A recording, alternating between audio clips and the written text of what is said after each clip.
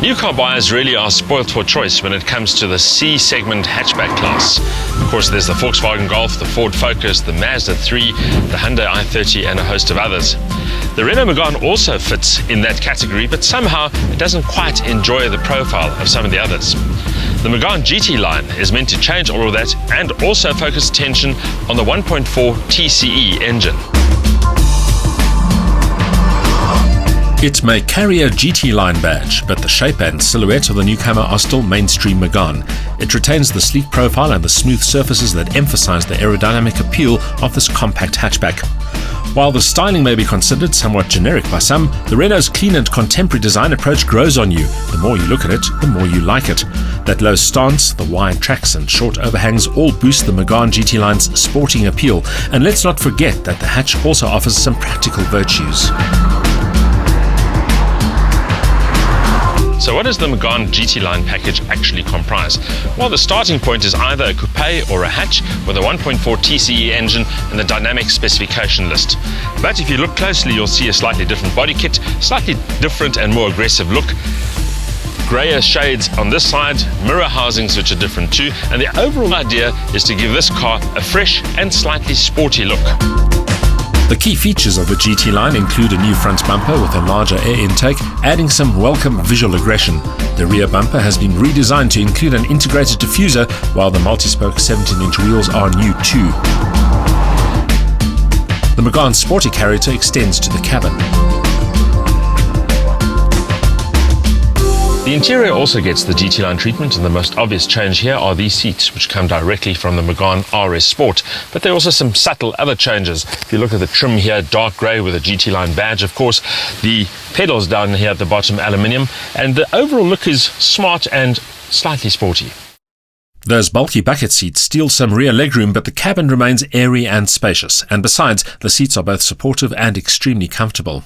Top-class finishes include genuine leather upholstery with contrasting stitching and real metal accents. Instrumentation reverts to analog dials instead of the standard Megane's digital versions. Included is a white-faced rev counter with a red needle. The list of standard features is extensive and embraces everything from climate control and decent sound to electric windows and mirrors. Integrated navigation is by TomTom and features the latest live traffic update system.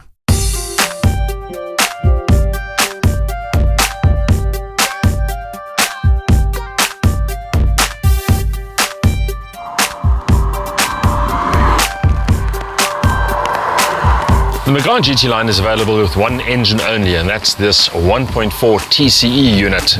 It combines a small capacity 1400 litre engine with a turbocharger, and the idea there is to combine frugal fuel consumption with ample power. I must say, in reality, it really goes like a much bigger engine car.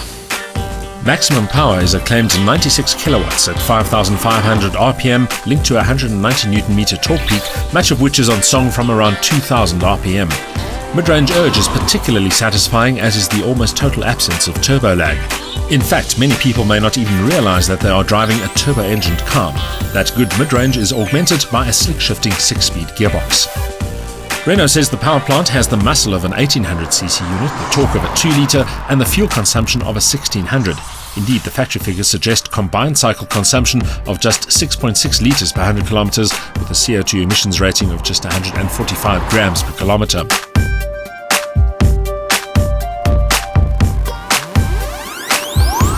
The GT line might look sporty, but it's no competitor for the RS. In fact, the idea is to produce a car that has a bit more pizzazz, a bit more personality, is maybe a bit more fun to drive, but doesn't cost as much as an RS and doesn't use as much fuel either. And that's why the focus here is also on that 1.4 TCE engine. So, if you look at the performance figures, you'll see a top speed of 200 kilometers an hour, 0 to 100 time of 9.6. Nothing that's really tar burning. But what I like about this car is the slightly lower suspension, and around the twisties, it just feels sharper and more responsive. In fact, a really fun car to drive. The lower, stiffer chassis makes a big difference to the hatchback's road manners.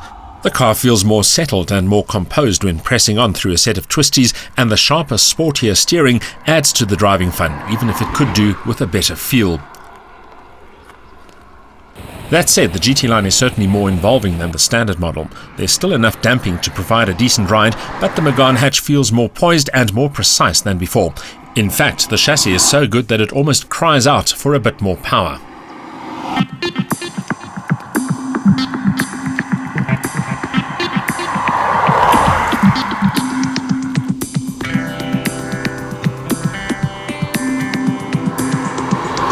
The latest generation Megane has always been a little understated in a very cluttered market segment. Now the GT line should change all that. It's a car that looks good and goes even better. In fact, it adds welcome sparkle to the range as a whole and should change people's perceptions about what Meganes really are all about. Looking at the pricing, that provides good value as well.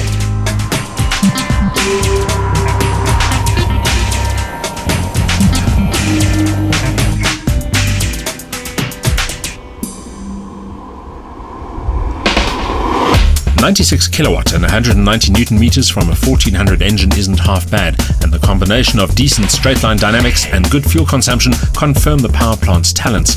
The result is an eager performer linking good urge to a responsive chassis at an attractive price. Pity it lacks the visual sparkle of the coupe though.